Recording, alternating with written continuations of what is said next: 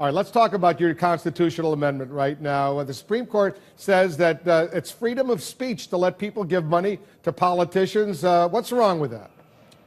Well, what's wrong with that is by a 5-4 disastrous decision, the Supreme Court said that Bank of America, ExxonMobil, and other corporations are flesh and blood people entitled to First Amendment rights. There is nobody that I know who believes that Bank of America is a human being who should be entitled to the same constitutional rights that the people of our country are.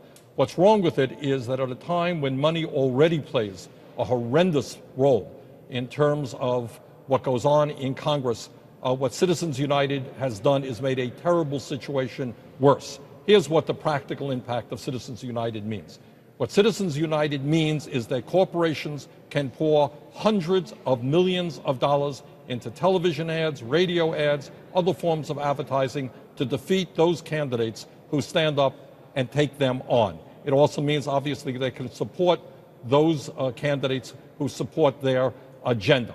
What it means now is you're going to have an unprecedented hundreds and hundreds of millions of dollars coming into the political process, controlled by the wealthiest people in this country and the largest corporations. That, to my mind, is not what American democracy is supposed to be about. I just will tell you this.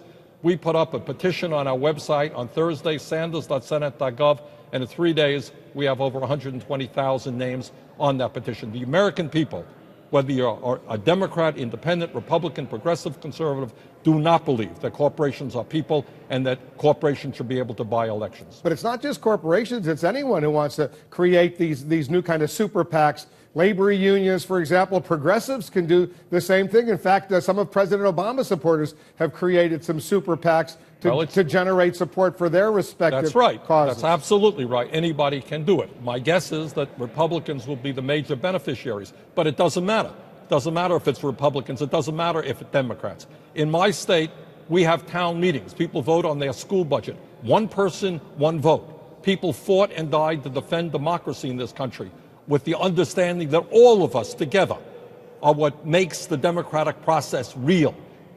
Most people that I know do not believe that a handful of corporations can sit together without disclosure, by the way, and pump hundreds and hundreds of millions of dollars into the political process. That is not the democracy that many of us believe America should be. So basically, just to wrap this up, whether it's done by the Koch brothers, let's say, on the right, or George Soros on the left, you hate this and you want to see it changed.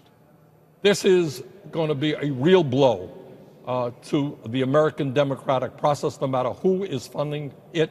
What it means in practical sense is that when somebody comes up to vote, walks up to the table in the Senate and decides whether or not to vote against Wall Street, vote against the drug companies, vote against the coal companies, they're going to be thinking, if I cast that vote, will I go home next week and find millions and millions of dollars of corporate campaign ads in opposition to me?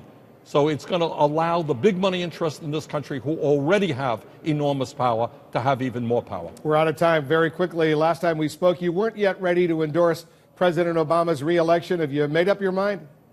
Well, President Obama is, I believe, going to be a strong candidate. I think if President Obama begins to fight for the working families of this country, show working people that he's going to stand up to big money interest, I think he's going to win this election. And I look forward very much to supporting him.